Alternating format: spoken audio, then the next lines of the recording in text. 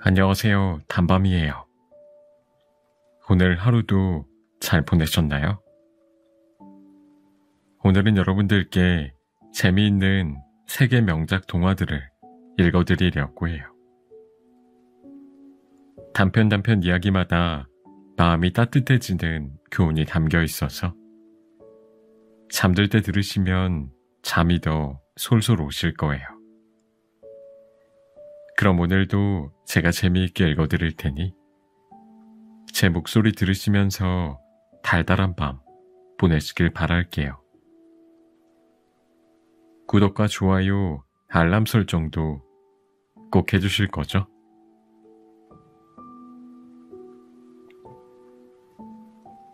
신드바드의 모험.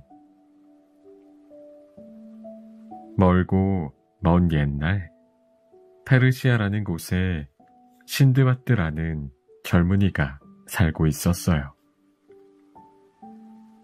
신드바드는 여행을 무척 좋아했어요. 그래서 큰 배에 여러 가지 물건을 싣고 다니며 장사도 하고 여행도 하며 살아가고 있었지요. 어느 날 신드바드가 탄 배가 바다를 항해하다 작은 섬 하나를 발견했어요. 뱃사람들은 그 섬에서 쉬어가기로 했어요. 신드바드 일행이 섬에 올라 불을 피우고 있는데 이상한 일이 벌어졌어요. 갑자기 섬이 꿈틀꿈틀 움직이지 않겠어요? 알고 보니 그 섬은 커다란 고래의 등이었어요. 신드바드와 뱃사람들은 허둥지둥 바다로 뛰어들었지만 거센 파도에 휩쓸리고 말았지요. 신드바드가 정신을 차리고 보니 낯선 섬의 바닷가에 홀로 남겨져 있었어요. 두려움에 떨며 두리번거리던 신드바드는 엄청나게 큰 알을 보게 되었어요. 그때 어디선가 휘휘 매서운 바람소리가 들리더니 커다란 검은 그림자가 신드바드를 덮쳤어요. 하늘을 올려다보니 전설의 로크가 날고 있었지요. 로크는 몸집이 매우 커서 코끼리도 잡아먹는다고 알려진 새였어요. 큰 알은 바로 로크의 알이었던 거예요. 로크를 따라가면 이곳을 벗어날 수 있을 거야. 신드바드는 로크가 앉아 쉬는 틈을 타 로크의 다리에 자신을 묶었어요. 로크는 신드바드가 매달려 있는 줄도 모르고 바다 위를 힘차게 날아올랐지요. 로크는 한참을 날아올라 어느 섬에 도착했어요. 신드바드는 재빨리 로크의 다리에서 내렸어요. 주위를 살펴본 신드바드는 깜짝 놀랐어요. 커다란 다이아몬드가 여기저기 널려 있고 그 사이로 수많은 뱀들이 혀를 날름대고 있었지요. 어찌한담, 여기서 꼼짝없이 죽게 생겼네. 그런데 벼란간 위에서 고깃덩어리 하나가 떨어졌어요. 고깃덩어리는 땅에 떨어지면서 다이아몬드가 박혔어요. 그러자 독수리가 고깃덩어리를 움켜쥐고 날아갔지요. 아, 누군가 저 벼랑 위에서 고깃덩어리를 던지는구나. 그러면 독수리가 다이아몬드가 박힌 고깃덩어리를 집어올 테니 말이지. 신드바드는 값비싼 보물들을 닥치는 대로 주머니에 담았어요. 그리고 다이아몬드가 박힌 고깃 덩어리를 등에 묶은 다음 독수리를 기다렸어요. 잠시 후 독수리가 나타나 신드바드가 매달린 고깃 덩어리를 움켜쥐고 벼랑 위로 날아올랐어요. 그렇게 골짜기를 빠져나온 신드바드는 벼랑 위에 있던 사람들의 배를 타고 무사히 집으로 돌아왔어요. 신드바드는 섬에서 가져온 보물 덕분에 큰 부자가 되었어요. 그래서 더 많은 물건을 사서 배에 싣고 다시 장사를 하러 여행길에 나섰지요. 그런데 이번에는 큰 폭풍우를 만나 배가 모두 부서지고 말았어요. 신드바드는 판자 하나를 붙잡고 며칠 동안 바다를 떠다니다 겨우겨우 어느 섬에 도착했어요.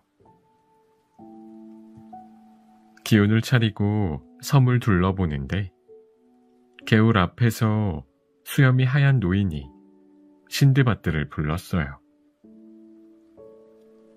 여보게, 내가 기운이 없어서 그러니 나를 좀 업어서 이 개울을 건네주겠나? 예, 그러지요 어르신. 신드바드가 노인을 업자 노인은 갑자기 긴 수염으로 신드바드의 목을 졸랐어요. 신드바드는 깜짝 놀라 노인을 떨쳐버리려고 갖은 애를 썼지만 노인은 떨어지지 않았어요.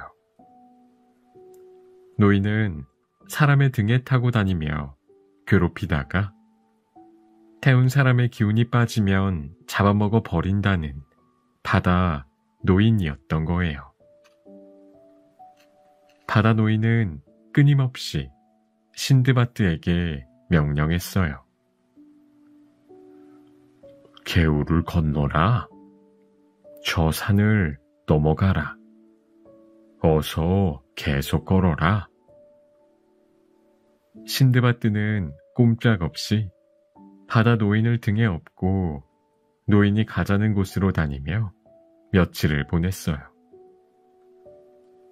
안 되겠다. 무슨 수를 내야겠어. 궁리하던 신드바드의 눈에 포도나무가 보였어요. 그래, 바로 저거야. 신드바드는 포도를 따서 포도주를 만들었어요. 어르신, 포도주를 좀 드셔보세요. 아, 맛있다. 한 잔 더 다오. 바다 노인은 자꾸자꾸 포도주를 마시다 결국 술에 취해 쿨쿨 골아 떨어지고 말았어요. 옳지, 됐다. 신드바드는 바다 노인이 깊이 잠든 틈을 무사히 빠져나와 섬을 도망쳤습니다. 집으로 돌아온 신드바드는 사람들에게 자신의 모험 이야기를 들려주며 행복하게 살았답니다. 바로 이 이야기가 신드바드의 모험이라고 불린답니다.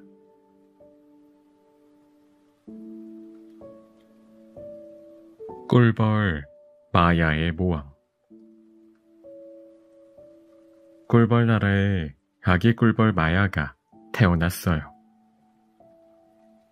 마야는 육각형 모양의 벌집에서 자랐지요. 드디어 바깥 세상으로 나갈 날이 다가왔어요. 지혜로운 꿀벌 카산드라 아주머니가 마야에게 이것저것 지켜야 할 것들을 알려주었어요. 마야, 우리 꿀벌들은 부지런히 꿀을 날라야 한단다.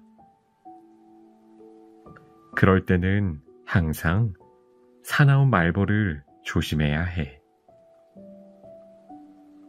카산드라 아주머니, 바깥 세상은 무서운 곳인가요? 그렇고 말고. 하지만 언제나 그런 건 아니야. 다른 꿀벌들과 똑같이 생각하고 똑같이 행동하면 아무 문제 없지. 그리고 우리 꿀벌들은 침이 있어서 다른 곤충들로부터 자신을 지킬 수 있단다. 마야는 가슴이 두근대기 시작했어요. 바깥 세상에 대한 궁금증으로 가슴이 터질 것 같았지요. 드디어 마야는 다른 꿀벌들과 함께 처음으로 세상 나들이를 나왔어요. 마야는 아름다운 풍경에 넋을 잃고 말았어요. 난 꿀만 나르며 살지 않을 거야. 더 넓은 세상을 구경하고 싶어. 위험 따위는 두렵지 않아. 나한텐 힘과 용기와 침이 있잖아. 마야는 그렇게 생각하며 무리를 떠났어요. 마야는 아름다운 호숫가에서 잠자리가 새파리를 먹어 치우는 것을 보게 되었어요. 겁은 났지만 커다란 은빛 날개를 펴고 날아가는 잠자리가 무척 아름다워 보였어요. 그러다 마야는 보슬비를 만나게 되었어요. 마야는 꽃잎 아래에서 잠시 비를 피하기로 했지요. 그런데 바로 옆 꽃잎에서 사슴벌레 한 마리가 오락가락 하는 것이 보였어요. 사슴벌레야, 너는 왜 비를 피하지 않니? 훗, 이까진 비쯤은 얼마든지 맞아도 괜찮아.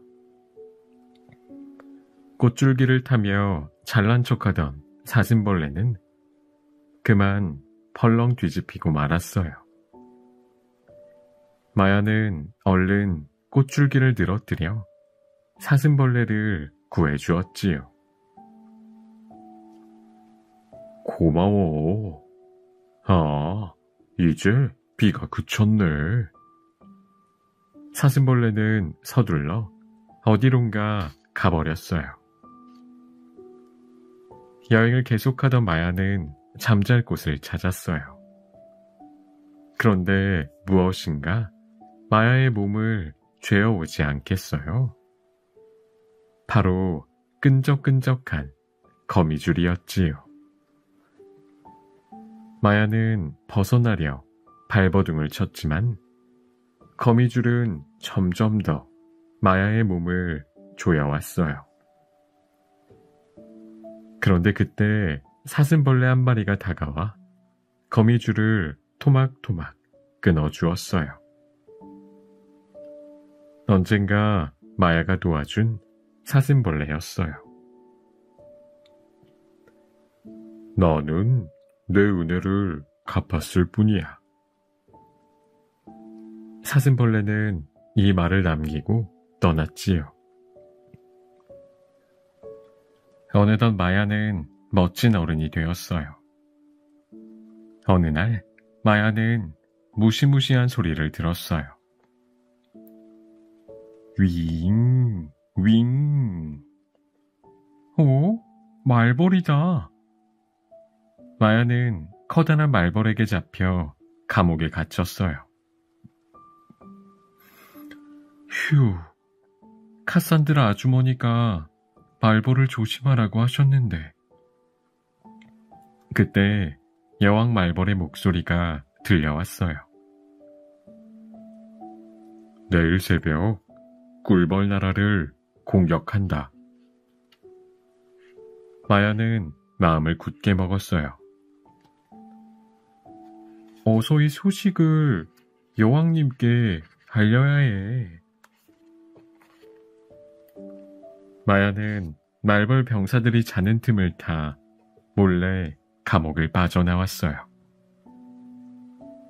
꿀벌 나라로 돌아온 마야는 여왕벌 앞에 무릎을 꿇었어요.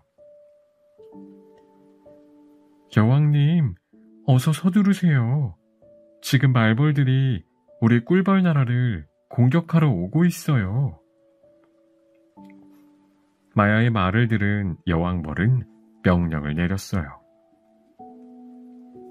꿀벌들아, 어서 일어나라. 꿀벌 나라를 우리가 지키자. 잠을 자고 있던 꿀벌들이 모두 깨어나 말벌들의 공격에 맞섰어요. 꿀벌들은 온 힘을 다해 말벌과 싸웠지요. 결국 말벌들은 항복을 하고 물러갔어요. 여왕벌은 마야를 꼭 끌어안으며 말했어요. 마야, 너의 지혜와 용기가 우리 꿀벌 나라를 구했구나. 바깥 세상에서 보고 배운 지혜를 꿀벌 나라를 위해 써다오. 마야는 그 후로 꿀벌 나라의 행복을 위해 많은 일을 했어요. 그리고 꿀벌들로부터 많은 사랑을 받았답니다.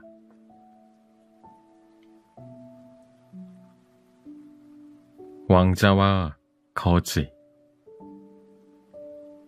만세! 왕자님이 태어나셨다.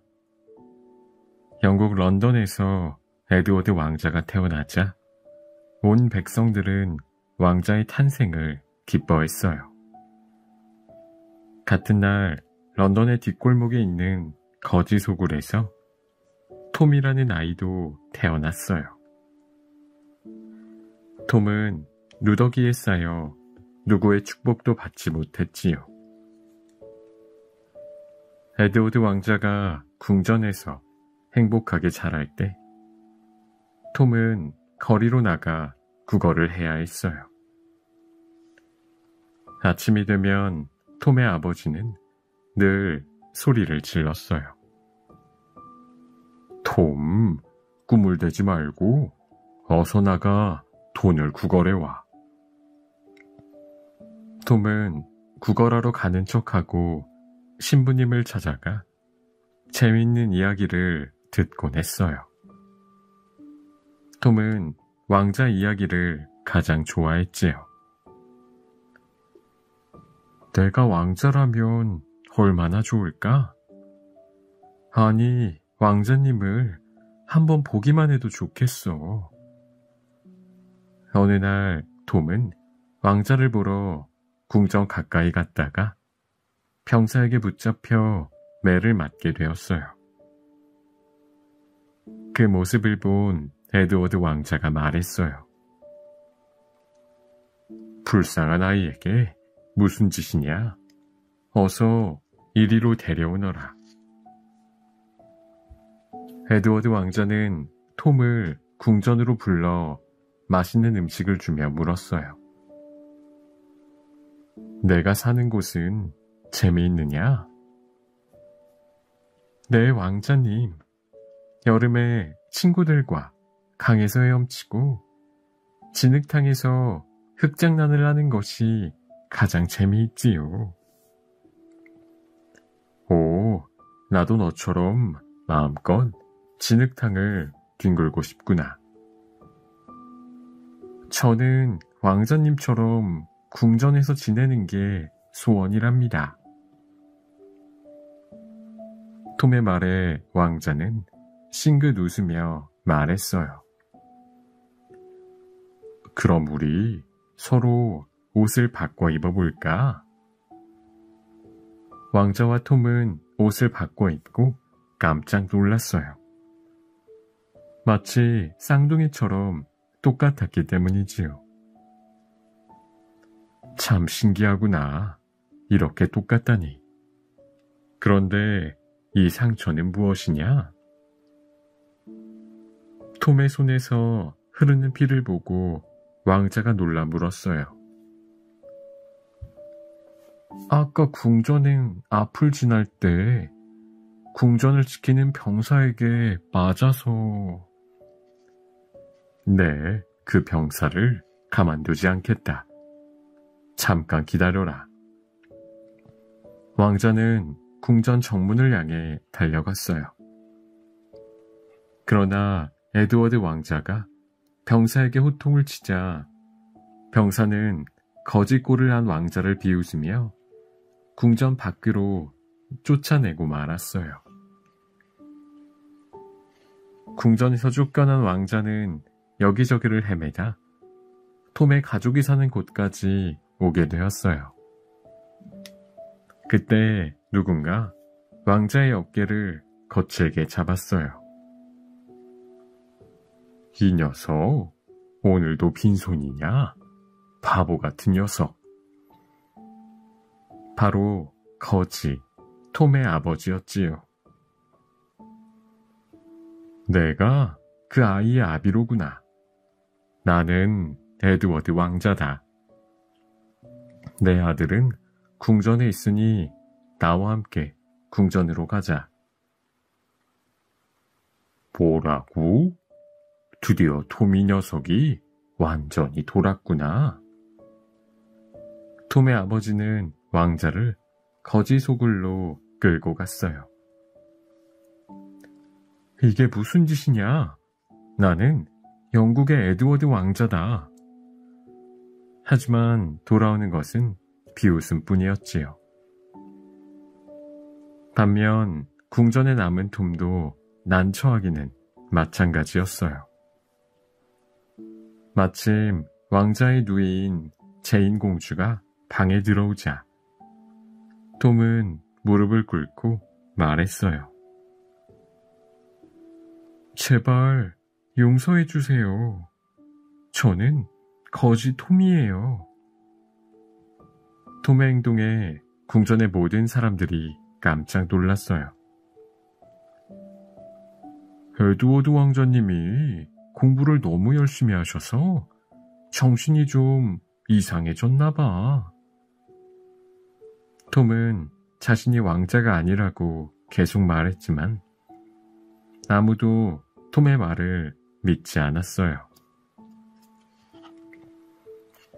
거지 소굴에서 지내는 왕자는 이제나 저제나 궁전으로 돌아갈 생각뿐이었어요.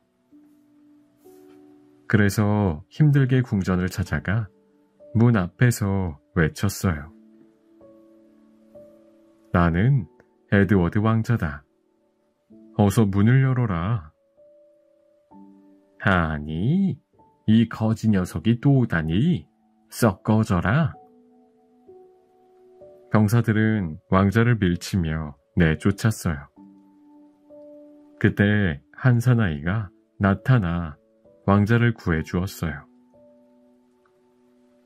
도와줘서 고맙소. 나는 에드워드 왕자요. 그대는 이름이 무엇이요? 저는 마일스 핸든이라고 합니다. 핸든은 에드워드 왕자의 말을 믿지는 않았지만 위험한 순간마다 왕자를 보호해 주었어요. 왕자는 핸든의 보살핌에 무척 고마워했지요. 어느 날 왕이 돌아가셨다는 소식이 온 나라에 전해졌어요. 흑흑, 아버지가 돌아가시다니. 아버지를 생각하며 왕자는 눈물을 흘렸어요. 어서 빨리 궁전으로 가서 내 자리를 되찾자. 불쌍한 백성을 위하는 자비로운 왕이 될 테야. 드디어 톰이 영국의 왕이 되는 날이 되었어요. 톰의 머리에 왕관이 씌어지려는 바로 그때였어요. 멈춰라. 진짜 왕은 나다. 누더기를 입은 초라한 차림의 에드워드 왕자가 사람들 틈을 비집고 나와 외쳤어요. 병사들이 다가가 에드워드 왕자의 팔을 붙들고 끌어내려고 하자 톰이 외쳤어요. 그 손 치워라. 그분은 진짜 왕이시다. 톰은 에드워드 왕자에게 달려가 무릎을 꿇었어요. 폐하, 어서 오십시오. 오래 기다렸습니다. 사람들은 어리둥절한 표정으로 두 사람을 쳐다보다가 깜짝 놀랐어요. 두 사람의 얼굴이 쌍둥이처럼 똑같았거든요. 궁전으로 돌아온 에드워드 왕자는 핸든에게 백작의 지위를 주고 많은 재산을 상으로 내렸어요. 그리고 톰에게도 큰 상을 내리고 불쌍한 아이들을 위한 학교를 관리하도록 했어요. 에드워드 왕자는 가난한 백성들을 잘 보살피는 어진 왕이 되었답니다.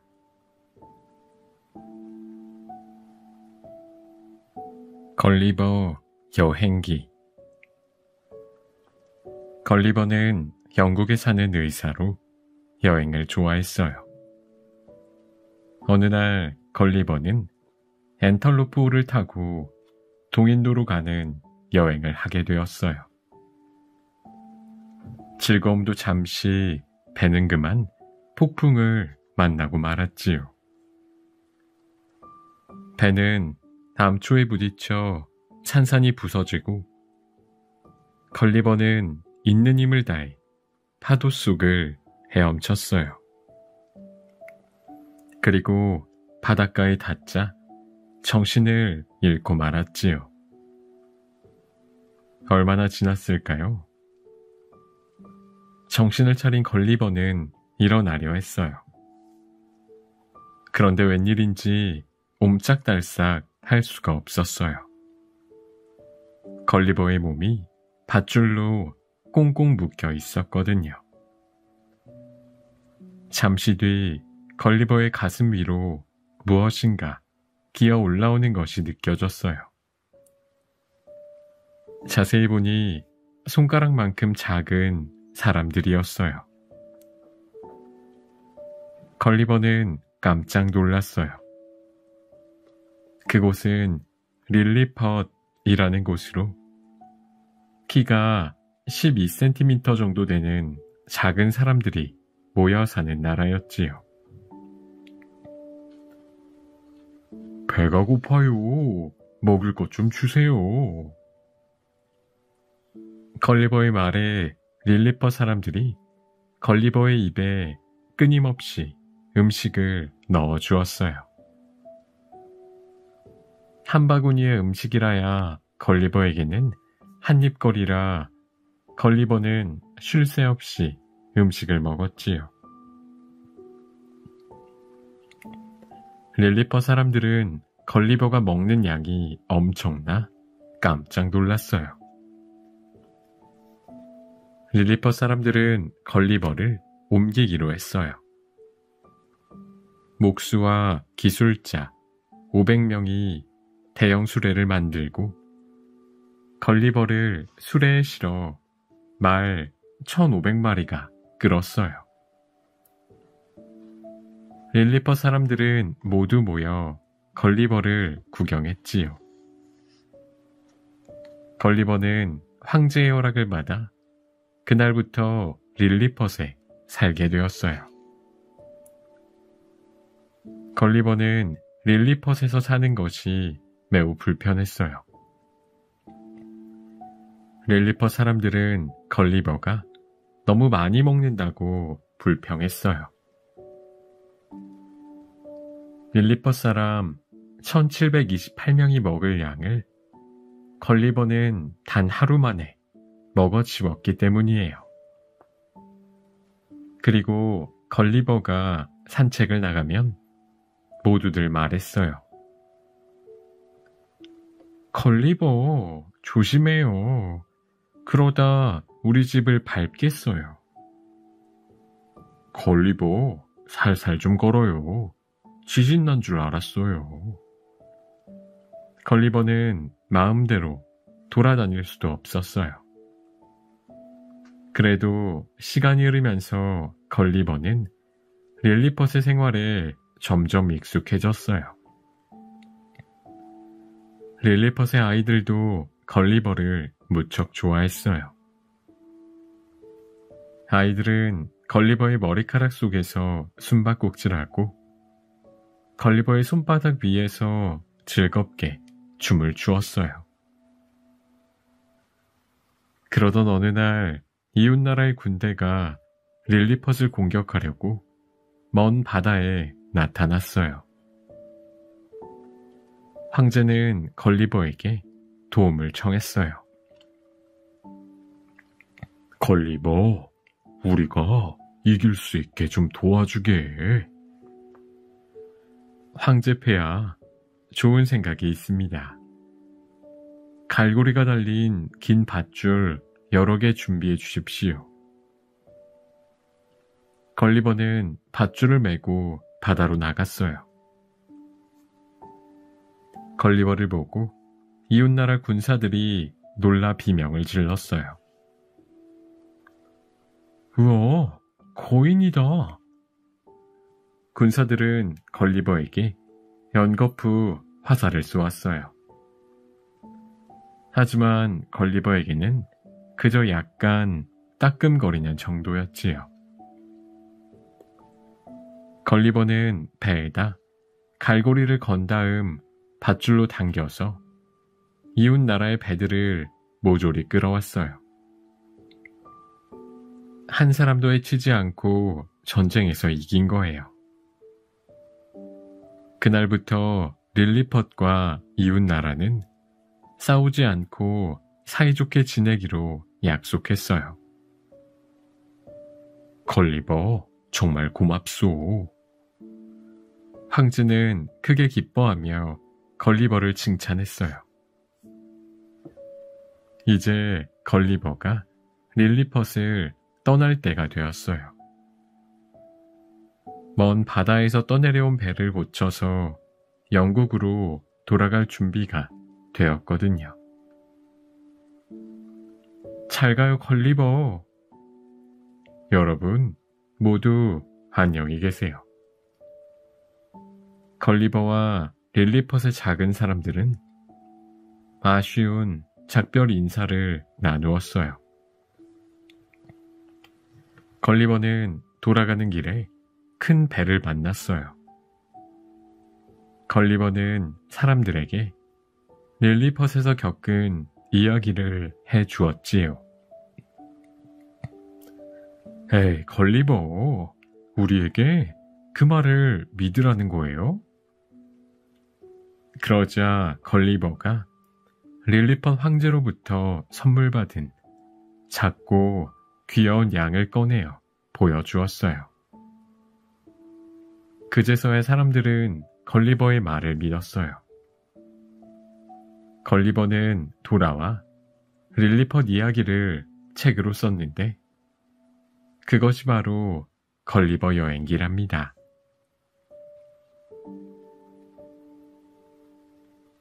마지막 잎새. 뉴욕의 워싱턴 광장 서쪽에는 가난한 화가들이 모여 사는 그리니치 빌리지라는 마을이 있었어요. 화가를 꿈꾸는 수와 존 씨도 그 마을의 낡은 벽돌집 꼭대기에 살고 있었지요. 11월이 되어 쌀쌀한 바람이 불자 마을에는 폐렴이 돌기 시작했어요. 따뜻한 고장에서 자란 존 씨는 매서운 추위를 견디지 못하고 그만 폐렴에 걸리고 말았어요. 의사는 존 씨를 진찰한 뒤 수에게 말했어요. 존 씨 양이 나을 가능성은 열에 하나밖에 안 돼요. 무엇보다 낫겠다는 의지가 매우 약해요. 저대로 있다간 아마 오래지 않아. 수는 하늘이 무너지는 것 같았어요. 수는 애써 밝게 웃으며 존 씨에게 다가갔어요. 12, 11, 10. 존 씨는 창밖을 보며 숫자를 세고 있었어요. 존 씨, 뭐 하는 거야? 창밖에 담쟁이 잎을 세고 있어. 마지막 한 잎이 떨어지는 날, 나도 이 세상을 떠날 것 같아. 그런 바보 같은 말이 어딨어. 의사 선생님이 마음만 굳게 먹으면 곧 나을 거라고 하셨어. 아니야, 수. 바람에 흔들리는 저 잎들이 마치 꺼져가는 내 생명 같아. 아, 또 하나가 떨어졌네.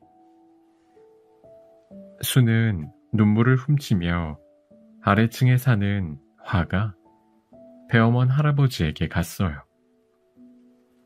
할아버지는 언제나 걸작을 그리겠다고 말했지만 지금까지 시작조차 하지 못했지요. 할아버지, 또 술을 드셨어요? 그래서 작품은 언제 그리시게요? 수, 무슨 일이라도 있어? 웬 트집이야?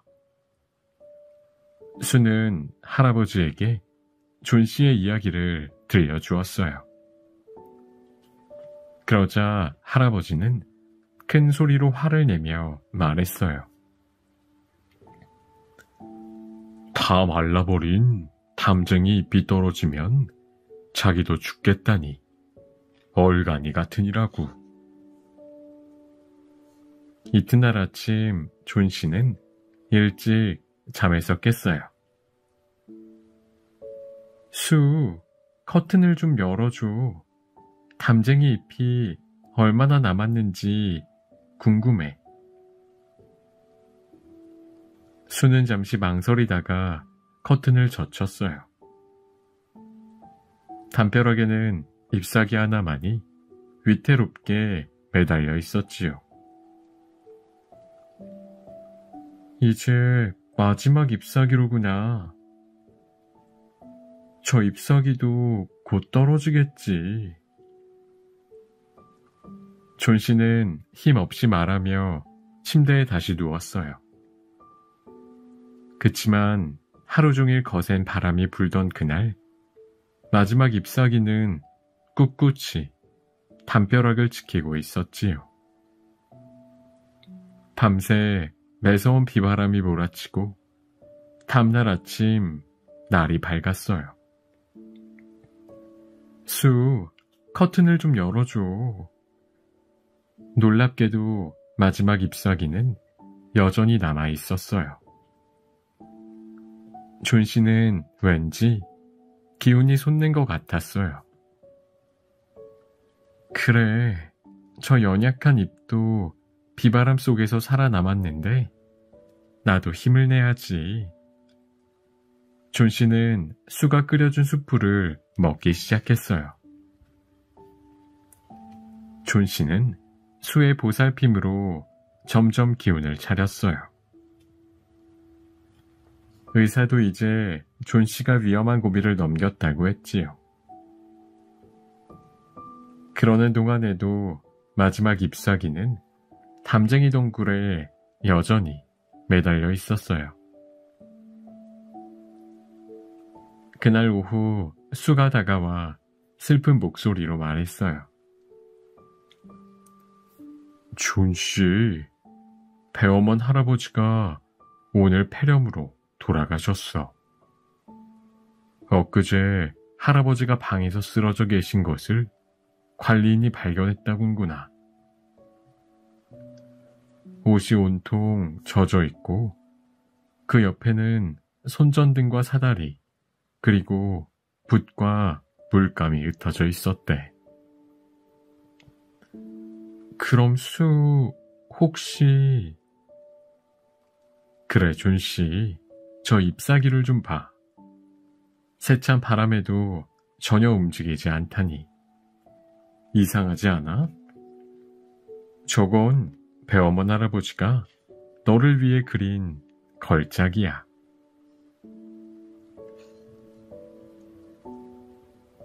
소공녀. 세라는 아빠와 함께 인도에서 살고 있었어요. 어려서 엄마가 돌아가셨지만 아빠의 사랑을 듬뿍 받으며 행복하게 살고 있었지요. 세라가 7살 때 아빠가 말했어요. 세라, 아빠가 일 때문에 바빠지게 생겼구나. 그래서 영국 런던에 내가 지낼 학교를 알아봐 두었단다. 우리 세라 씩씩하게 지낼 수 있지? 런던에 온 세라는 모든 것이 낯설었어요. 하지만 곧 학교 생활에 익숙해졌어요. 세라는 누구에게나 친절한 성품 덕분에 학교에서 가장 인기 있는 아이였지요. 세라는 하녀 베키에게도 친절하게 대했어요. 책도 함께 읽고 케이크도 나눠 먹었어요. 세라와 베키는 둘도 없는 친구 사이가 되었지요. 어느덧 세라는 11살 소녀가 되었어요. 세라의 11살 생일 파티가 한창 무르익을 무렵 민친 선생님이 새파랗게 질린 얼굴로 달려나왔어요. 여러분, 파티는 이것으로 끝이에요. 세라의 아빠가 경영하는 회사가 문을 닫고 세라의 아빠마저 돌아가셨다고 하네요. 세라는 깜짝 놀라 엉엉 울었어요. 민친 선생님은 지금껏 세라를 돌보아준 학비를 받을 수 없게 되어 몹시 화가 났어요. 그래서 세라에게 성난 목소리로 말했어요. 너는 이제부터 가난뱅이 고아이니 당장 다락방으로 짐을 옮기고 베키와 같이 하녀 일을 하도록 해. 세라는 그날부터 건물 꼭대기에 있는 좁은 다락방에서 지내게 되었어요. 그리고 날마다 고되게 일만 해야 했어요. 민친 선생님의 기분이 좋지 않으면 하루 종일 아무것도 먹지 못했지요. 하지만 세라의 고운 마음은 어려운 환경 속에서도 변하지 않았어요.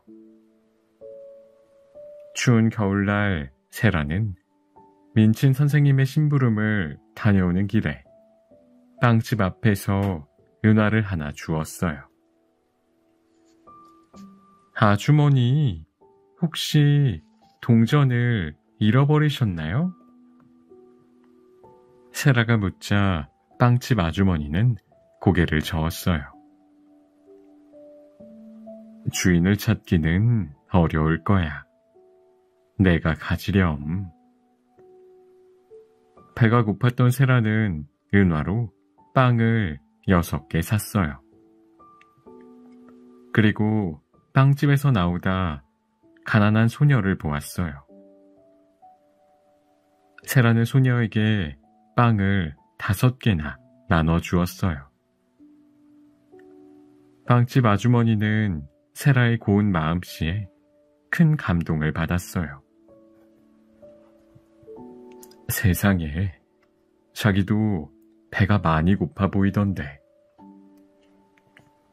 어느 날 세라가 일을 마치고 다락방에 올라오니 창틀에 원숭이 한 마리가 앉아 있었어요. 그때 앞집에서 원숭이를 찾는 인도 말이 들렸어요. 여기에 원숭이가 있어요. 세라가 얼른 인도 말로 대답했지요. 그러자 앞집 창문에 인도 청년이 나타났어요. 영국 소녀가 어떻게 인도 말을 할 줄 알지요? 7살까지 인도에 살았거든요. 반가워요. 저희 주인님도 인도에서 오셨답니다. 세라가 원숭이를 보내주자 인도 청년은 무척 고마워했어요. 그날 이후 세라의 다락방에는 이상한 일이 일어났어요. 일을 마치고 돌아오면 방이 따뜻하게 데워져 있고 탁자 가득 맛있는 과자와 차가 차려져 있었어요.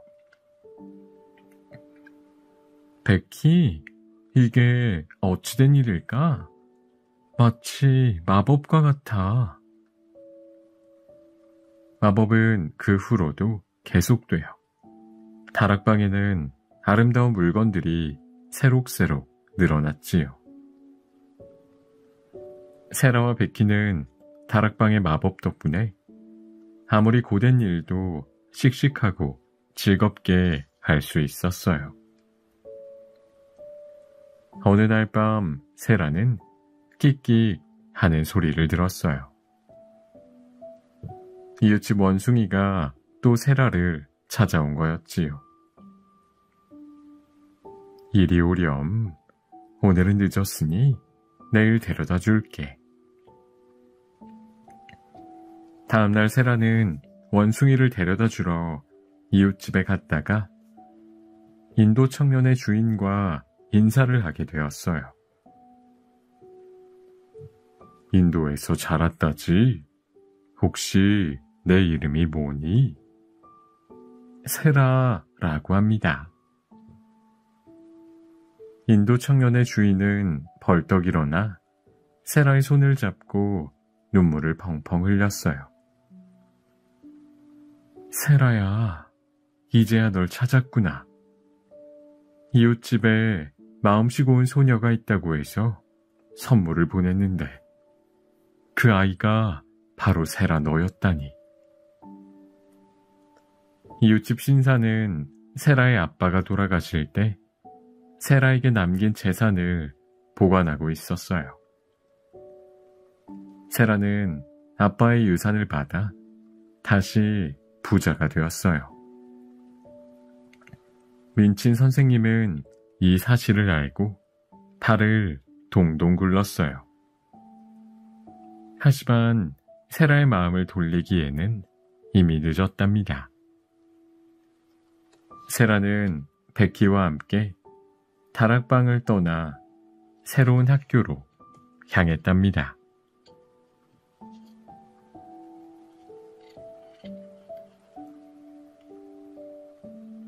알프스 소녀 하이디. 어느 여름날 하이디는 이모와 함께 부지런히 알프스 산을 오르고 있었어요. 마음이 급한 이모는 하이디의 손을 세차게 잡아 끌었어요. 드디어 산 꼭대기에 할아버지 집에 도착했답니다. 할아버지는 이모를 보고 쌀쌀맞게 말했어요. 여기는 무슨 일로 왔소? 이제 할아버지께서 하이디를 맡아주세요. 제가 더 이상은 보필할 수 없게 되었거든요. 말을 마친 이모는 서둘러 산을 내려갔어요. 굳은 얼굴의 할아버지에게 하이디가 말했어요. 할아버지, 저 여기서 살래요. 이곳이 마음에 들어요. 그런데 전 어디서 자요? 하이디의 말에 할아버지의 표정이 누그러졌어요. 내가 자고 싶은 곳에서 자렴. 하이디는 집안 곳곳을 돌아다녔어요. 할아버지, 전 이 다락방이 좋아요. 여기서 잘래요. 할아버지는 푹신한 마른 풀로 침대를 만들고 하이디에게 고소한 빵과 염소젓도 주었지요. 하이디는 하루하루가 즐거웠어요. 아침이면 이웃에 사는 패터가 찾아와 할아버지의 염소들을 몰고 산 위에 풀밭으로 올라갔어요. 하이디도 패터와 함께 알프스 산을 올랐지요. 매일같이 풀밭을 누비다 보니 하이디의 얼굴도 패터처럼 까맣게 그을었어요. 혼자서 심심하게 지내던 패터는 하이디의 둘도 없는 친구가 되었어요. 시간이 흘러 어느덧 겨울이 되었답니다. 날이 추워져 염소들이 우리에서 지내게 되자 하이디도 집에서 지내게 되었어요. 어느 날 패터가 하이디를 찾아왔어요. 하이디, 우리 할머니가 한번 놀러 오라셔. 할아버지는 두툼한 담요로 하이디를 감싸고 썰매에 태워서 패턴의 집에 데려다 주었어요. 패턴은 앞을 보지 못하는 할머니 그리고 엄마와 함께 살고 있었어요. 하이디는 할머니에게 말동무가 되어드리고 노래도 불러드렸어요. 패턴의 식구는 모두 하이디를 좋아했어요. 그러던 어느 날 이모가 다시 찾아왔어요. 프랑크푸르트에 사는 어느 부잣집 아가씨가 같이 놀 친구가 필요하대요. 이런 산골에서 사는 것은 하이디 교육에 좋지 않아요. 다시 하이디를 데려가겠어요.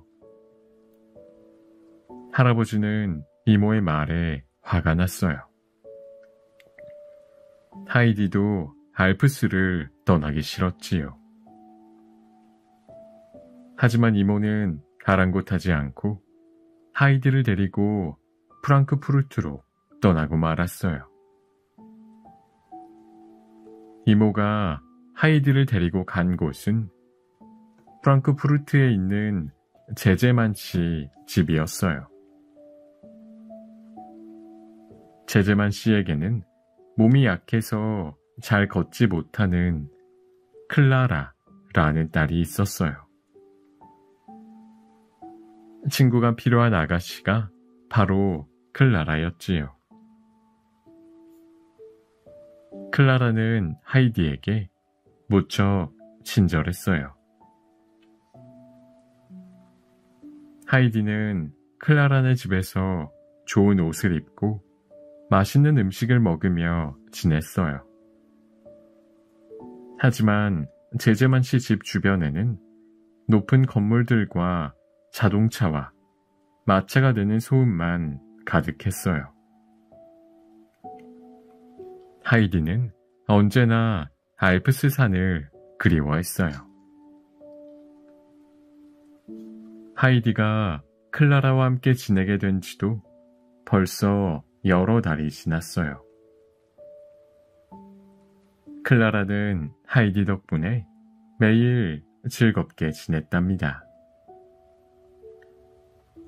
하이디가 들려주는 알프스 이야기를 들으며 얼굴에서 웃음이 떠나지 않았어요. 하이디도 클라라와 함께 있으면 너무 즐거웠답니다. 하지만 자기 전 눈을 감으면 푸른 알프스 산과 할아버지와 함께 살던 집이 떠올랐어요. 하이디는 알프스 생각만 하면 눈물이 흘렀어요. 잘 먹지도 못하고 잘 자지도 못해서 얼굴이 헬쓱해졌지요. 어느 날 밤 12시만 되면 제제만 씨 집에 흰 옷을 입은 유령이 나타난다는 소문이 들었어요. 알고 보니 그 유령이 바로 하이디였어요. 알프스를 그리워하던 하이디가 잠이 든 상태로 여기저기 돌아다니는 병에 걸리고 만 거였어요. 하이디를 진찰한 의사가 어두운 목소리로 말했어요. 하이디는 마음의 병에 걸렸답니다. 이대로 두면 큰일 납니다. 어서 알프스로 돌려보내세요. 클라라는 매우 슬펐지만 하이디를 알프스로 보내기로 했지요. 알프스로 돌아온 하이디는 할아버지의 사랑을 받으며 알프스를 뛰어다니자 다시 건강해졌어요.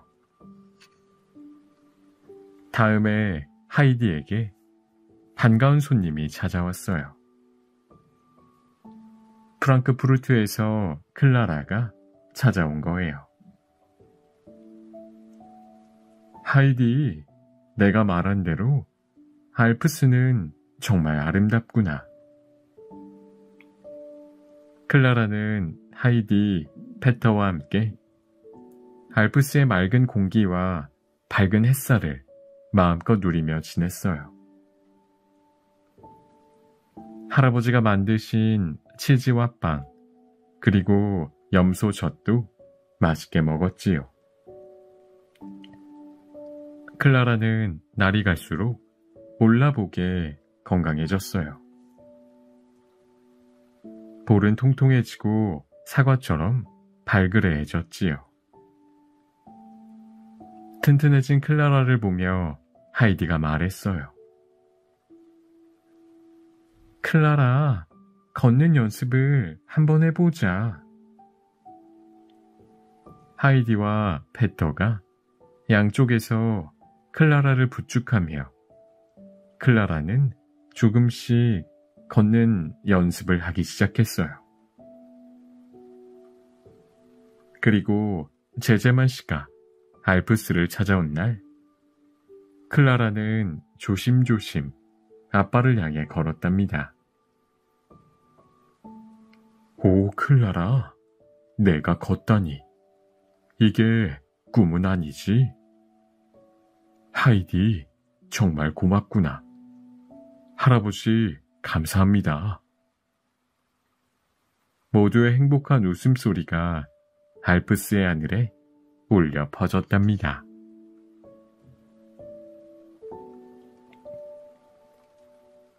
신드바드의 모험. 멀고 먼 옛날, 페르시아라는 곳에 신드바드라는 젊은이가 살고 있었어요. 신드바드는 여행을 무척 좋아했어요. 그래서 큰 배에 여러 가지 물건을 싣고 다니며 장사도 하고 여행도 하며 살아가고 있었지요. 어느 날 신드바드가 탄 배가 바다를 항해하다 작은 섬 하나를 발견했어요.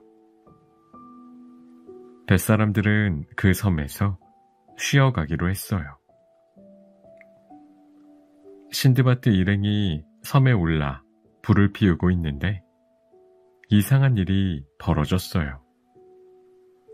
갑자기 섬이 꿈틀꿈틀 움직이지 않겠어요. 알고 보니 그 섬은 커다란 고래의 등이었어요. 신드바드와 뱃사람들은 허둥지둥 바다로 뛰어들었지만 거센 파도에 휩쓸리고 말았지요. 신드바드가 정신을 차리고 보니 낯선 섬의 바닷가에 홀로 남겨져 있었어요. 두려움에 떨며 두리번거리던 신드바드는 엄청나게 큰 알을 보게 되었어요. 그때 어디선가 휘휘 매서운 바람소리가 들리더니 커다란 검은 그림자가 신드바드를 덮쳤어요. 하늘을 올려다보니 전설의 로크가 날고 있었지요. 로크는 몸집이 매우 커서 코끼리도 잡아먹는다고 알려진 새였어요. 큰 알은 바로 로크의 알이었던 거예요. 로크를 따라가면 이곳을 벗어날 수 있을 거야. 신드바드는 로크가 앉아 쉬는 틈을 타 로크의 다리에 자신을 묶었어요. 로크는 신드바드가 매달려 있는 줄도 모르고 바다 위를 힘차게 날아올랐지요. 로크는 한참을 날아올라 어느 섬에 도착했어요. 신드바드는 재빨리 로크의 다리에서 내렸어요. 주위를 살펴본 신드바드는 깜짝 놀랐어요. 커다란 다이아몬드가 여기저기 널려 있고 그 사이로 수많은 뱀들이 혀를 날름대고 있었지요. 어찌한담, 여기서 꼼짝없이 죽게 생겼네. 그런데 별안간 위에서 고깃덩어리 하나가 떨어졌어요. 고깃덩어리는 땅에 떨어지면서 다이아몬드가 박혔어요. 그러자 독수리가 고깃덩어리를 움켜쥐고 날아갔지요. 아, 누군가 저 벼랑 위에서 고깃덩어리를 던지는구나. 그러면 독수리가 다이아몬드가 박힌 고깃덩어리를 집어올 테니 말이지. 신드바드는 값비싼 보물들을 닥치는 대로 주머니에 담았어요. 그리고 다이아몬드가 박힌 고깃덩어리를 등에 묶은 다음 독수리를 기다렸어요.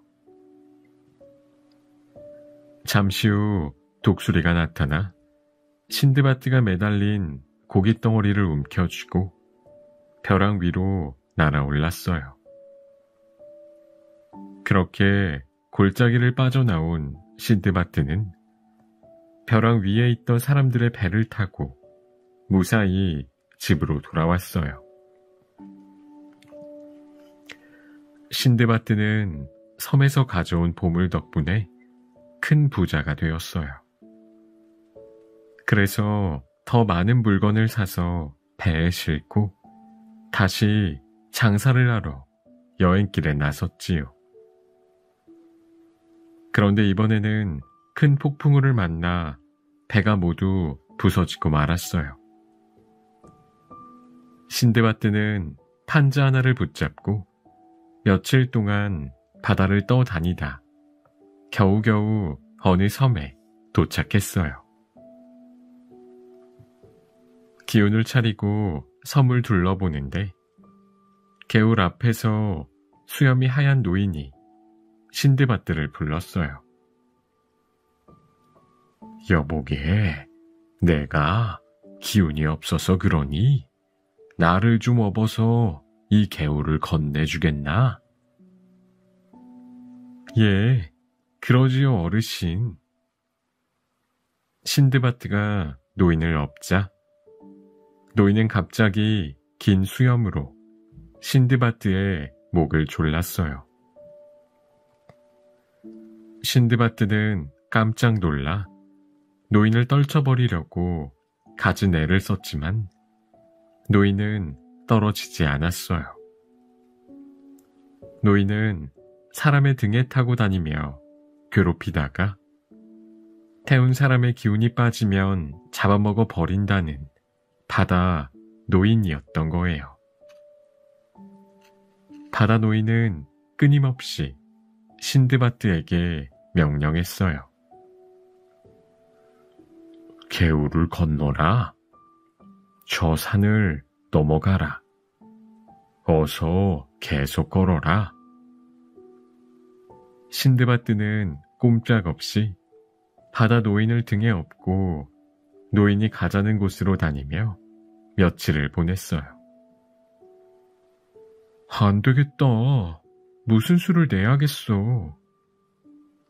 궁리하던 신드바드의 눈에 포도나무가 보였어요. 그래, 바로 저거야. 신드바드는 포도를 따서 포도주를 만들었어요. 어르신, 포도주를 좀 드셔보세요. 아, 맛있다. 한 잔 더 다오. 바다 노인은 자꾸자꾸 포도주를 마시다 결국 술에 취해 쿨쿨 골아 떨어지고 말았어요. 옳지, 됐다. 신드바드는 바다 노인이 깊이 잠든 틈을 무사히 빠져나와 섬을 도망쳤습니다. 집으로 돌아온 신드바드는 사람들에게 자신의 모험 이야기를 들려주며 행복하게 살았답니다. 바로 이 이야기가 신드바드의 모험이라고 불린답니다.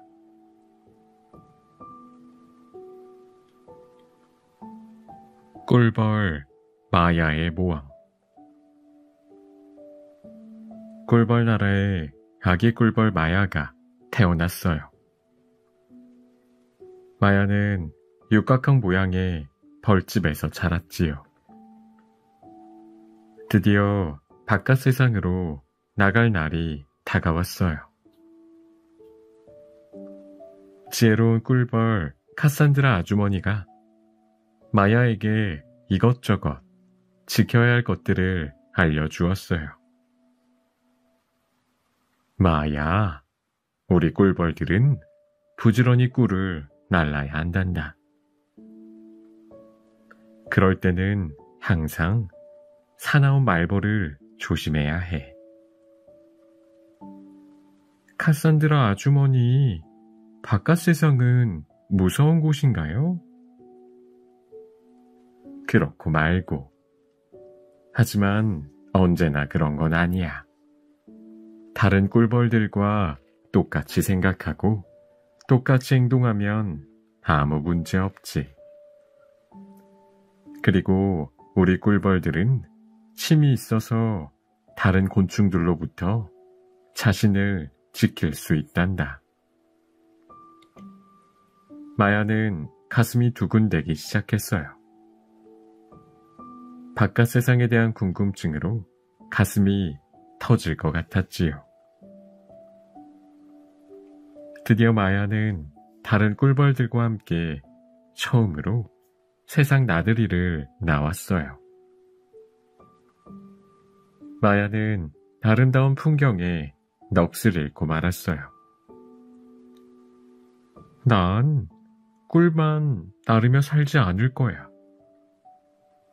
더 넓은 세상을 구경하고 싶어. 위험 따위는 두렵지 않아. 나한텐 힘과 용기와 침이 있잖아. 마야는 그렇게 생각하며 무리를 떠났어요.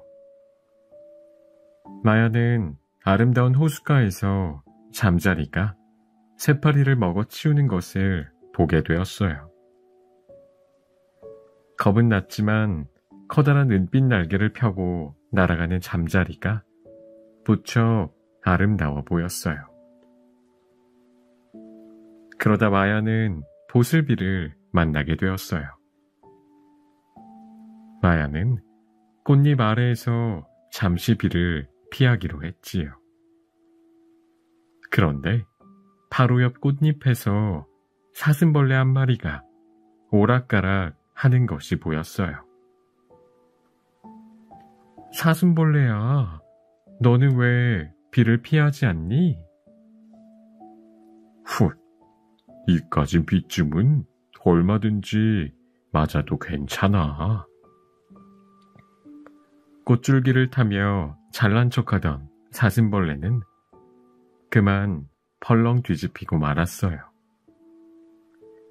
마야는 얼른 꽃줄기를 늘어뜨려 사슴벌레를 구해주었지요. 고마워. 아, 이제 비가 그쳤네. 사슴벌레는 서둘러 어디론가 가버렸어요.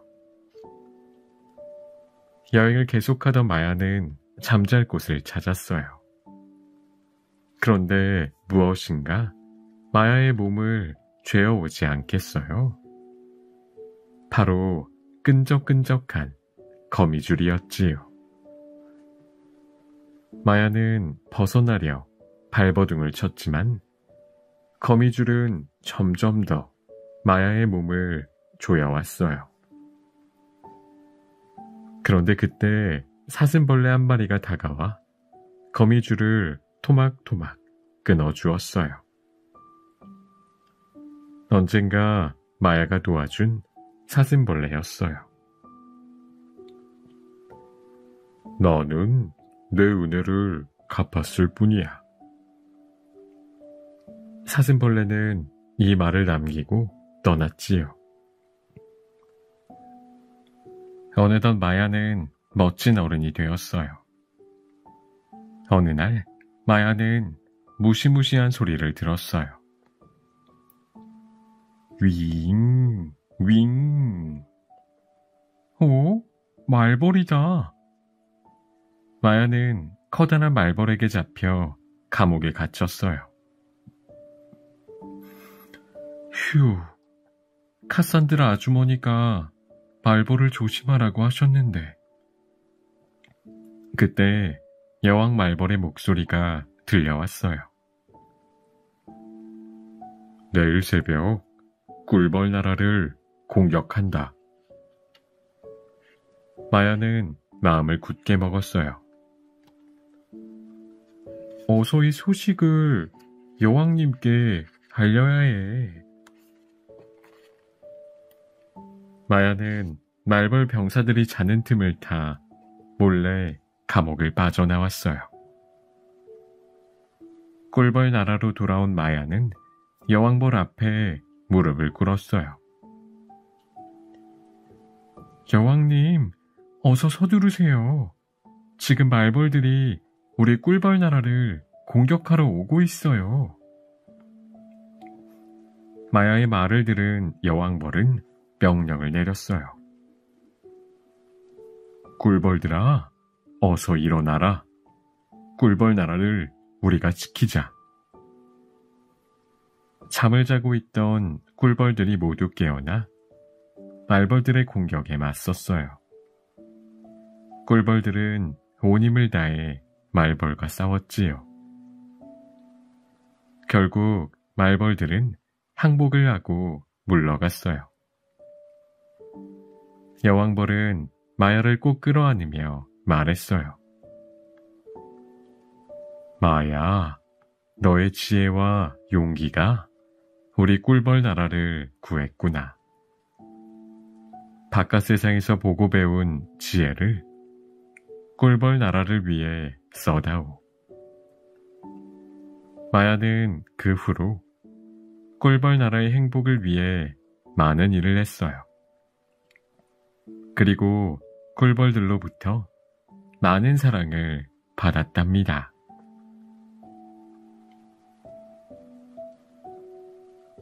왕자와 거지. 만세, 왕자님이 태어나셨다. 영국 런던에서 에드워드 왕자가 태어나자 온 백성들은 왕자의 탄생을 기뻐했어요. 같은 날 런던의 뒷골목에 있는 거지 소굴에서 톰이라는 아이도 태어났어요. 톰은 누더기에 쌓여 누구의 축복도 받지 못했지요. 에드워드 왕자가 궁전에서 행복하게 자랄 때 톰은 거리로 나가 구걸을 해야 했어요. 아침이 되면 톰의 아버지는 늘 소리를 질렀어요. 톰, 꿈을 대지 말고 어서 나가 돈을 구걸해와. 톰은 구걸하러 가는 척하고 신부님을 찾아가 재밌는 이야기를 듣곤 했어요.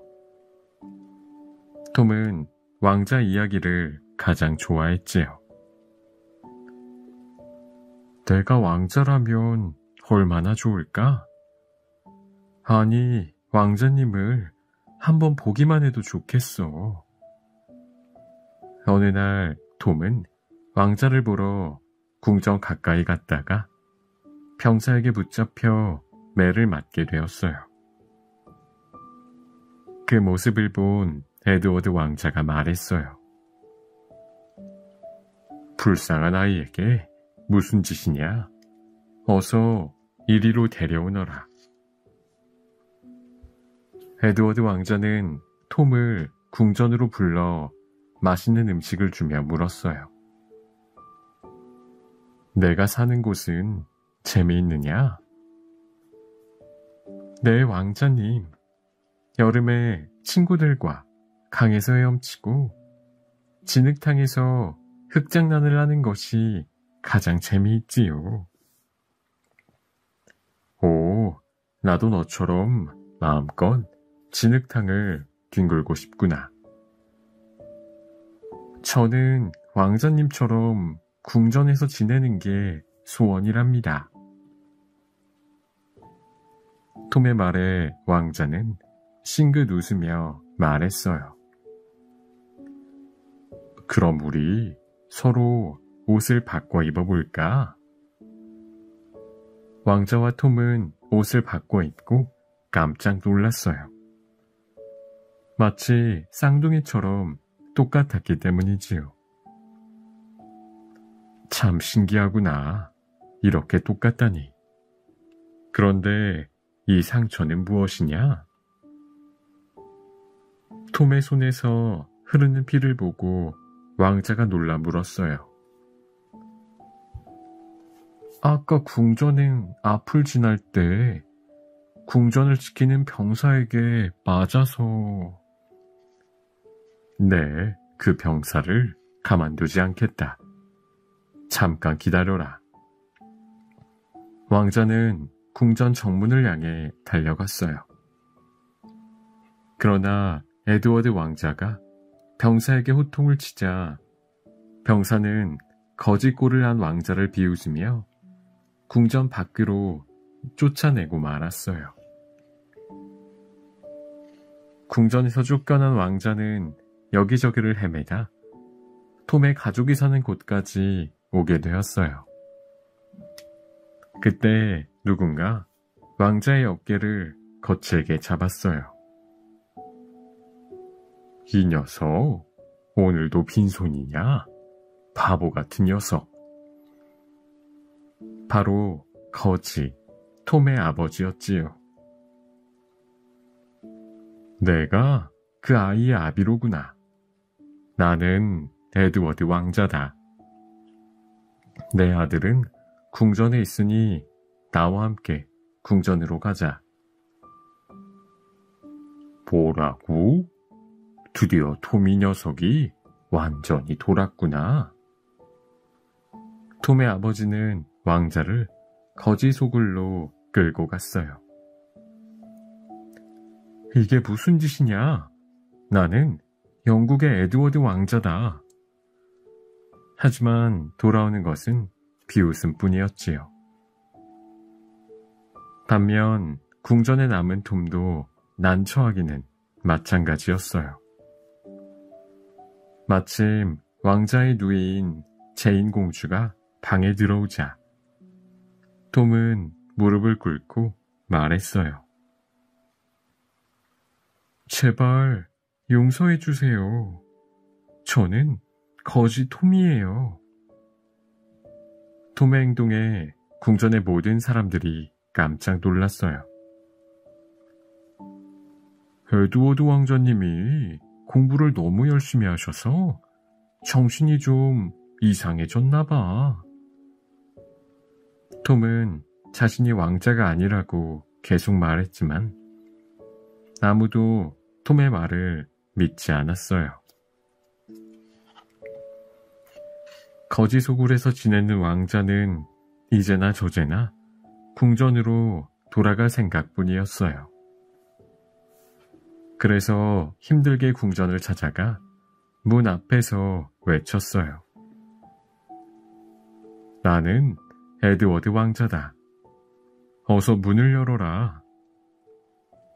아니, 이 거지 녀석이 또 오다니. 썩 꺼져라. 병사들은 왕자를 밀치며 내쫓았어요. 그때 한 사나이가 나타나 왕자를 구해주었어요. 도와줘서 고맙소. 나는 에드워드 왕자요. 그대는 이름이 무엇이요? 저는 마일스 핸든이라고 합니다. 핸든은 에드워드 왕자의 말을 믿지는 않았지만 위험한 순간마다 왕자를 보호해 주었어요. 왕자는 핸든의 보살핌에 무척 고마워했지요. 어느 날 왕이 돌아가셨다는 소식이 온 나라에 전해졌어요. 흑흑, 아버지가 돌아가시다니. 아버지를 생각하며 왕자는 눈물을 흘렸어요. 어서 빨리 궁전으로 가서 내 자리를 되찾자. 불쌍한 백성을 위하는 자비로운 왕이 될 테야. 드디어 톰이 영국의 왕이 되는 날이 되었어요. 톰의 머리에 왕관이 씌어지려는 바로 그때였어요. 멈춰라. 진짜 왕은 나다. 누더기를 입은 초라한 차림의 에드워드 왕자가 사람들 틈을 비집고 나와 외쳤어요. 병사들이 다가가 에드워드 왕자의 팔을 붙들고 끌어내려고 하자 톰이 외쳤어요. 그 손 치워라. 그분은 진짜 왕이시다. 톰은 에드워드 왕자에게 달려가 무릎을 꿇었어요. 폐하, 어서 오십시오. 오래 기다렸습니다. 사람들은 어리둥절한 표정으로 두 사람을 쳐다보다가 깜짝 놀랐어요. 두 사람의 얼굴이 쌍둥이처럼 똑같았거든요.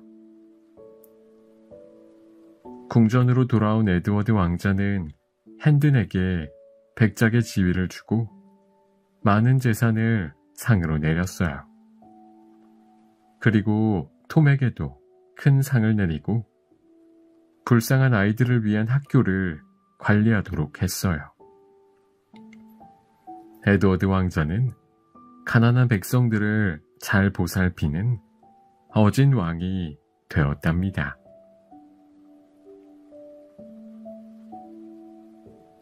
걸리버 여행기. 걸리버는 영국에 사는 의사로 여행을 좋아했어요. 어느 날 걸리버는 엔털로프호를 타고 동인도로 가는 여행을 하게 되었어요. 즐거움도 잠시, 배는 그만 폭풍을 만나고 말았지요.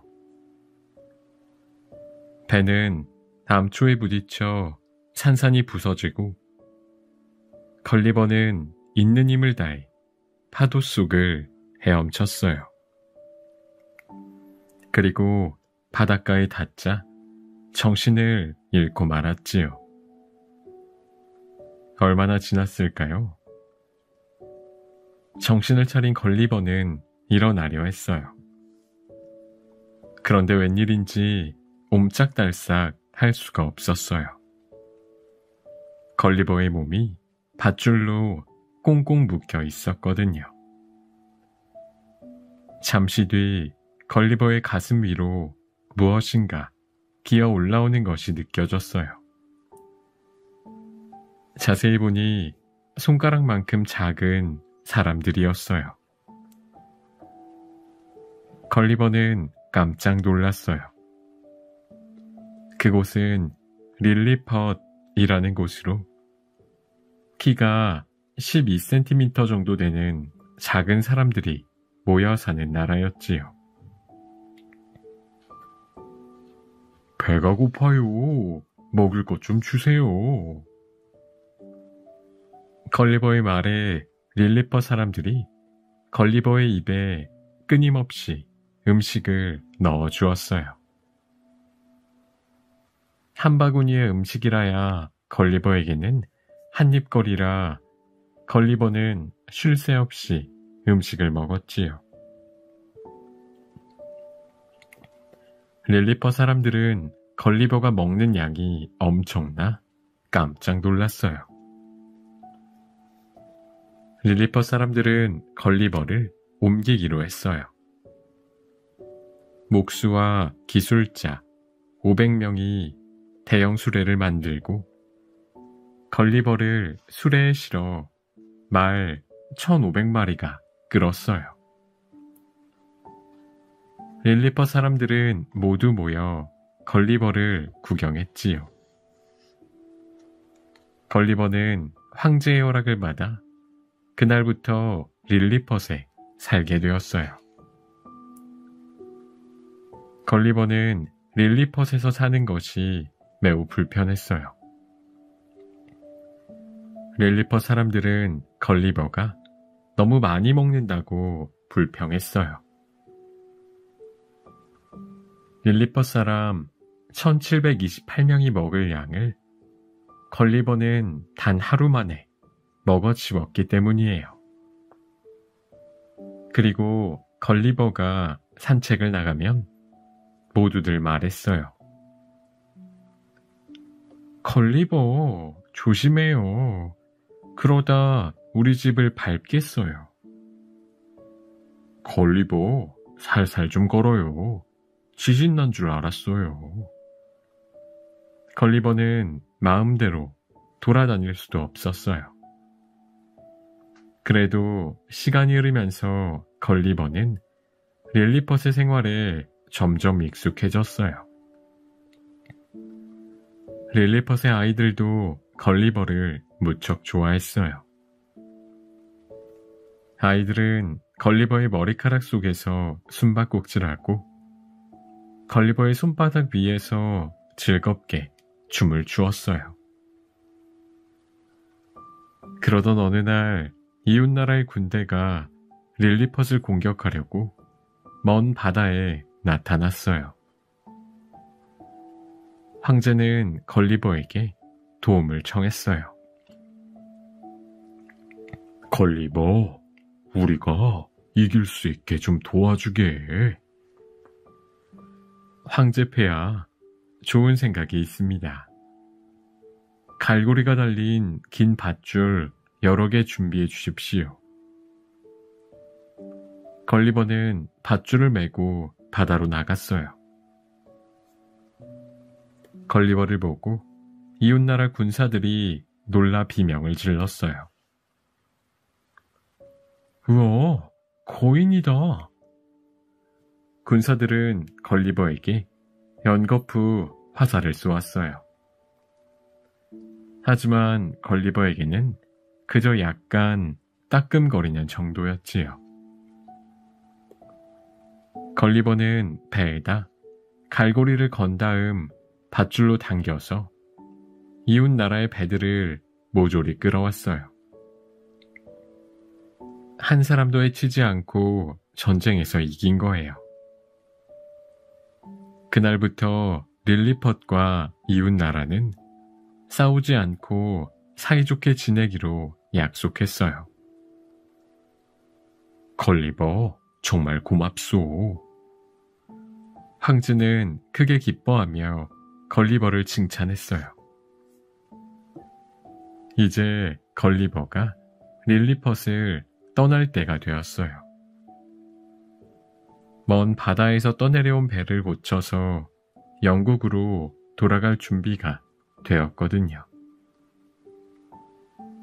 잘 가요, 걸리버. 여러분 모두 안녕히 계세요.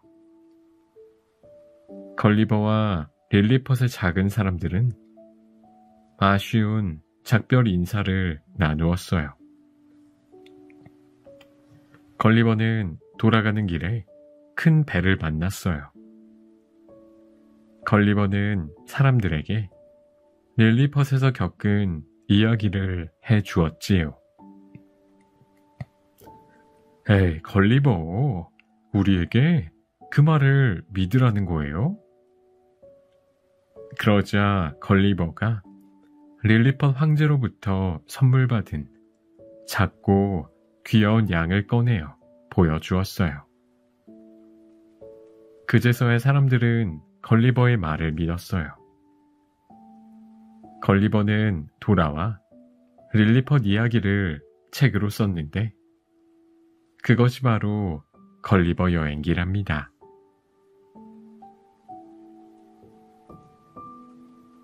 마지막 잎새.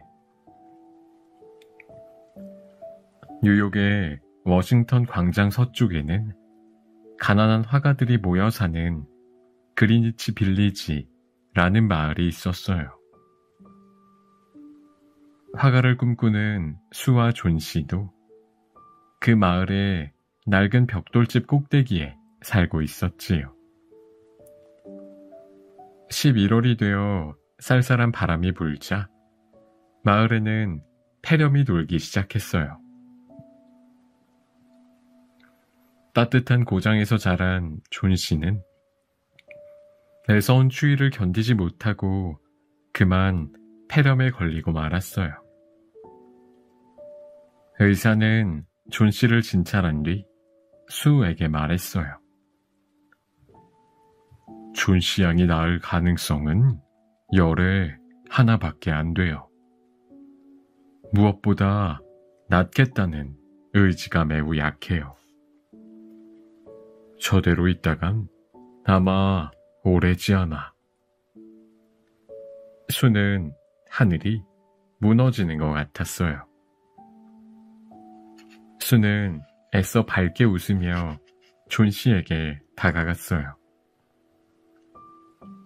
12, 11, 10. 존 씨는 창밖을 보며 숫자를 세고 있었어요. 존 씨, 뭐 하는 거야? 창밖에 담쟁이 잎을 세고 있어. 마지막 한 잎이 떨어지는 날, 나도 이 세상을 떠날 것 같아. 그런 바보 같은 말이 어딨어. 의사 선생님이 마음만 굳게 먹으면 곧 나을 거라고 하셨어. 아니야, 수. 바람에 흔들리는 저 잎들이 마치 꺼져가는 내 생명 같아. 아, 또 하나가 떨어졌네. 수는 눈물을 훔치며 아래층에 사는 화가 배어먼 할아버지에게 갔어요. 할아버지는 언제나 걸작을 그리겠다고 말했지만 지금까지 시작조차 하지 못했지요. 할아버지, 또 술을 드셨어요? 그래서 작품은 언제 그리시게요? 수, 무슨 일이라도 있어? 웬 트집이야? 수는 할아버지에게 존 씨의 이야기를 들려주었어요. 그러자 할아버지는 큰 소리로 화를 내며 말했어요.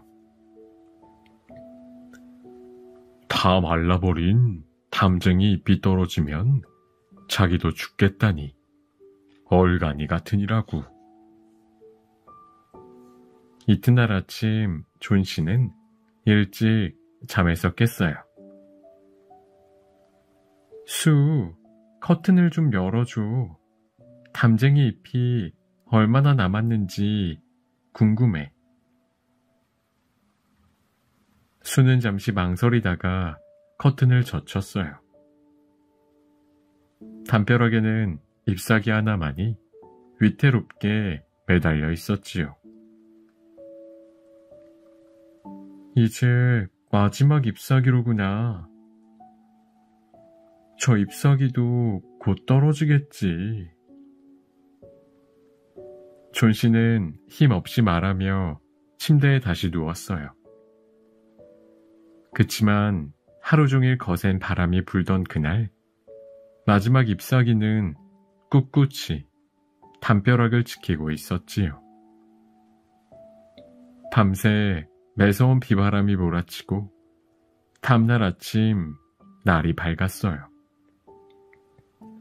수, 커튼을 좀 열어줘. 놀랍게도 마지막 잎사귀는 여전히 남아 있었어요. 존 씨는 왠지 기운이 솟는 것 같았어요. 그래, 저 연약한 잎도 비바람 속에서 살아남았는데 나도 힘을 내야지. 존 씨는 수가 끓여준 수프를 먹기 시작했어요. 존 씨는 수의 보살핌으로 점점 기운을 차렸어요. 의사도 이제 존 씨가 위험한 고비를 넘겼다고 했지요. 그러는 동안에도 마지막 잎사귀는 담쟁이 동굴에 여전히 매달려 있었어요. 그날 오후 수가 다가와 슬픈 목소리로 말했어요. 존 씨, 배어먼 할아버지가 오늘 폐렴으로 돌아가셨어. 엊그제 할아버지가 방에서 쓰러져 계신 것을 관리인이 발견했다군구나. 옷이 온통 젖어 있고 그 옆에는 손전등과 사다리 그리고 붓과 물감이 흩어져 있었대. 그럼 수 혹시... 그래 존씨, 저 잎사귀를 좀 봐. 세찬 바람에도 전혀 움직이지 않다니. 이상하지 않아? 저건 배어먼 할아버지가 너를 위해 그린 걸작이야.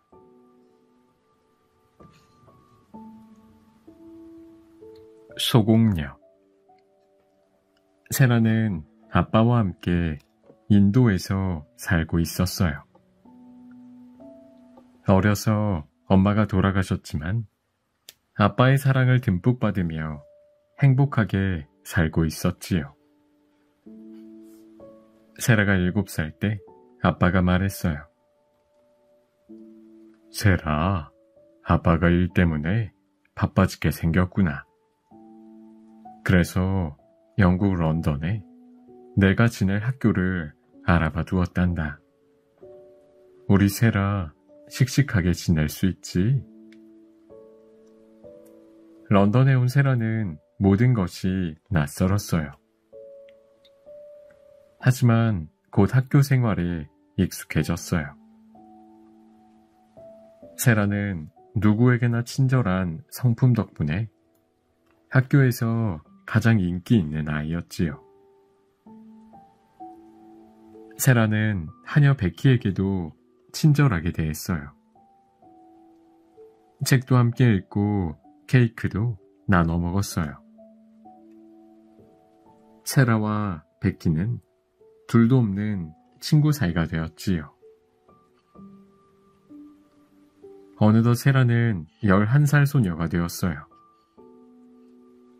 세라의 11살 생일 파티가 한창 무르익을 무렵 민진 선생님이 새파랗게 질린 얼굴로 달려나왔어요. 여러분, 파티는 이것으로 끝이에요. 세라의 아빠가 경영하는 회사가 문을 닫고 세라의 아빠마저 돌아가셨다고 하네요. 세라는 깜짝 놀라 엉엉 울었어요. 민친 선생님은 지금껏 세라를 돌보아준 학비를 받을 수 없게 되어 몹시 화가 났어요. 그래서 세라에게 성난 목소리로 말했어요. 너는 이제부터 가난뱅이 고아이니 당장 다락방으로 짐을 옮기고 베키와 같이 하녀 일을 하도록 해. 세라는 그날부터 건물 꼭대기에 있는 좁은 다락방에서 지내게 되었어요. 그리고 날마다 고되게 일만 해야 했어요. 민친 선생님의 기분이 좋지 않으면 하루 종일 아무것도 먹지 못했지요. 하지만 세라의 고운 마음은 어려운 환경 속에서도 변하지 않았어요. 추운 겨울날 세라는 민친 선생님의 심부름을 다녀오는 길에 빵집 앞에서 은화를 하나 주었어요. 아주머니, 혹시 동전을 잃어버리셨나요? 세라가 묻자 빵집 아주머니는 고개를 저었어요. 주인을 찾기는 어려울 거야. 내가 가지렴.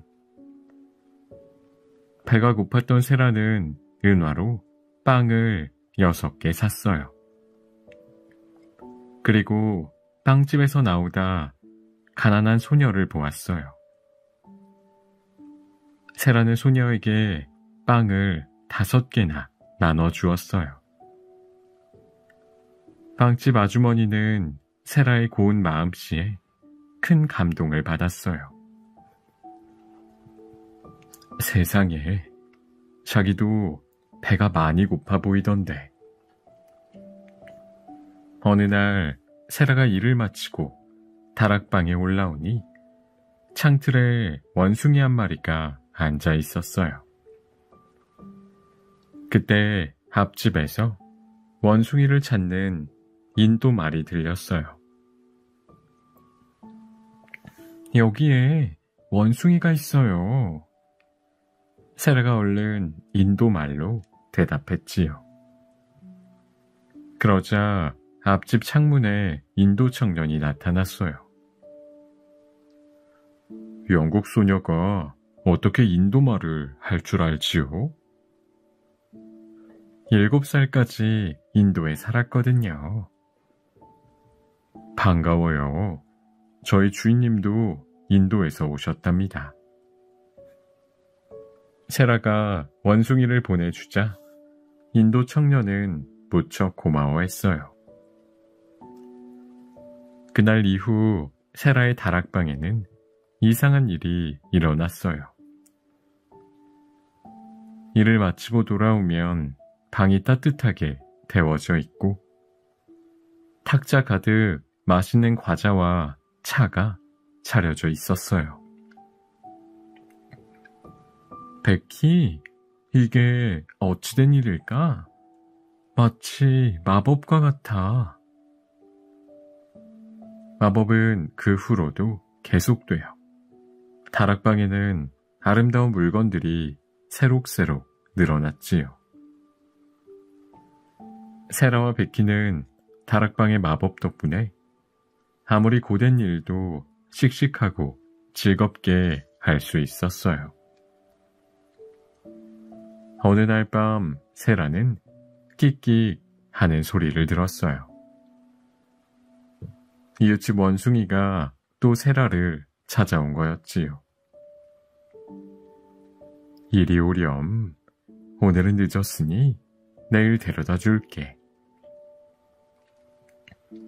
다음날 세라는 원숭이를 데려다 주러 이웃집에 갔다가 인도 청년의 주인과 인사를 하게 되었어요.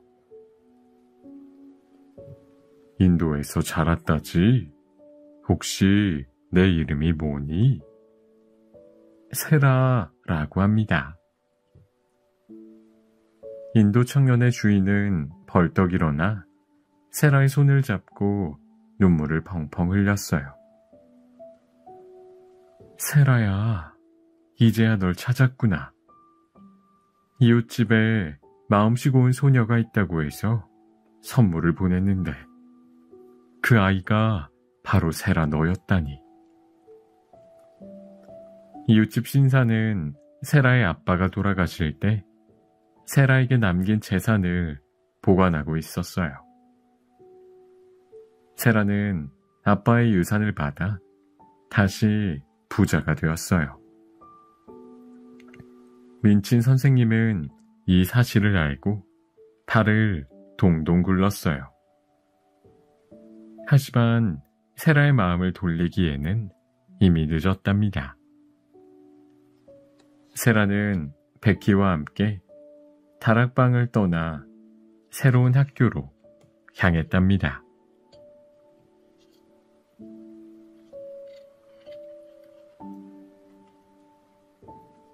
알프스 소녀 하이디. 어느 여름날 하이디는 이모와 함께 부지런히 알프스 산을 오르고 있었어요. 마음이 급한 이모는 하이디의 손을 세차게 잡아 끌었어요. 드디어 산 꼭대기에 할아버지 집에 도착했답니다. 할아버지는 이모를 보고 쌀쌀맞게 말했어요. 여기는 무슨 일로 왔소? 이제 할아버지께서 하이디를 맡아주세요. 제가 더 이상은 보필할 수 없게 되었거든요. 말을 마친 이모는 서둘러 산을 내려갔어요. 굳은 얼굴의 할아버지에게 하이디가 말했어요. 할아버지, 저 여기서 살래요. 이곳이 마음에 들어요. 그런데 전 어디서 자요? 하이디의 말에 할아버지의 표정이 누그러졌어요. 내가 자고 싶은 곳에서 자렴. 하이디는 집안 곳곳을 돌아다녔어요. 할아버지, 전 이 다락방이 좋아요. 여기서 잘래요.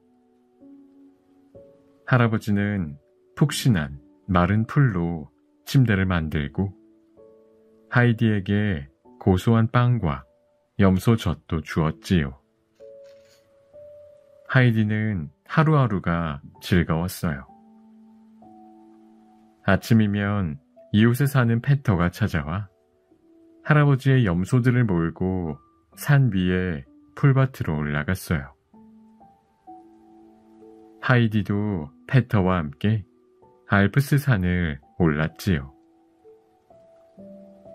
매일같이 풀밭을 누비다 보니 하이디의 얼굴도 패터처럼 까맣게 그을었어요. 혼자서 심심하게 지내던 패터는 하이디의 둘도 없는 친구가 되었어요. 시간이 흘러 어느덧 겨울이 되었답니다. 날이 추워져 염소들이 우리에서 지내게 되자 하이디도 집에서 지내게 되었어요. 어느 날 패터가 하이디를 찾아왔어요. 하이디, 우리 할머니가 한번 놀러 오라셔. 할아버지는 두툼한 담요로 하이디를 감싸고 썰매에 태워서 패턴의 집에 데려다 주었어요. 패턴은 앞을 보지 못하는 할머니 그리고 엄마와 함께 살고 있었어요. 하이디는 할머니에게 말동무가 되어드리고 노래도 불러드렸어요. 패턴의 식구는 모두 하이디를 좋아했어요. 그러던 어느 날 이모가 다시 찾아왔어요. 프랑크푸르트에 사는 어느 부잣집 아가씨가 같이 놀 친구가 필요하대요. 이런 산골에서 사는 것은 하이디 교육에 좋지 않아요. 다시 하이디를 데려가겠어요. 할아버지는 이모의 말에 화가 났어요. 하이디도 알프스를 떠나기 싫었지요. 하지만 이모는 아랑곳하지 않고 하이디를 데리고 프랑크푸르트로 떠나고 말았어요. 이모가 하이디를 데리고 간 곳은 프랑크푸르트에 있는 제제만 씨 집이었어요. 제제만 씨에게는 몸이 약해서 잘 걷지 못하는 클라라라는 딸이 있었어요. 친구가 필요한 아가씨가 바로 클라라였지요. 클라라는 하이디에게 무척 친절했어요. 하이디는 클라라네 집에서 좋은 옷을 입고 맛있는 음식을 먹으며 지냈어요. 하지만 제제만 씨 집 주변에는 높은 건물들과 자동차와 마차가 되는 소음만 가득했어요. 하이디는 언제나 알프스 산을 그리워했어요. 하이디가 클라라와 함께 지내게 된 지도 벌써 여러 달이 지났어요. 클라라는 하이디 덕분에 매일 즐겁게 지냈답니다. 하이디가 들려주는 알프스 이야기를 들으며 얼굴에서 웃음이 떠나지 않았어요. 하이디도 클라라와 함께 있으면 너무 즐거웠답니다. 하지만 자기 전 눈을 감으면 푸른 알프스 산과 할아버지와 함께 살던 집이 떠올랐어요. 하이디는 알프스 생각만 하면 눈물이 흘렀어요. 잘 먹지도 못하고 잘 자지도 못해서 얼굴이 헬쓱해졌지요. 어느 날 밤 12시만 되면 제제만 씨 집에 흰 옷을 입은 유령이 나타난다는 소문이 들었어요. 알고 보니 그 유령이 바로 하이디였어요. 알프스를 그리워하던 하이디가 잠이 든 상태로 여기저기 돌아다니는 병에 걸리고 만 거였어요. 하이디를 진찰한 의사가 어두운 목소리로 말했어요. 하이디는 마음의 병에 걸렸답니다. 이대로 두면 큰일 납니다. 어서 알프스로 돌려보내세요. 클라라는 매우 슬펐지만 하이디를 알프스로 보내기로 했지요. 알프스로 돌아온 하이디는 할아버지의 사랑을 받으며 알프스를 뛰어다니자 다시 건강해졌어요. 다음에 하이디에게 반가운 손님이 찾아왔어요. 프랑크푸르트에서 클라라가 찾아온 거예요. 하이디, 내가 말한 대로 알프스는 정말 아름답구나.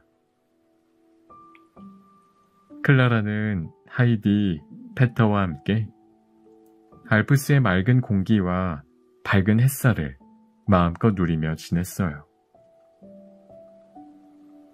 할아버지가 만드신 치즈와 빵, 그리고 염소젓도 맛있게 먹었지요.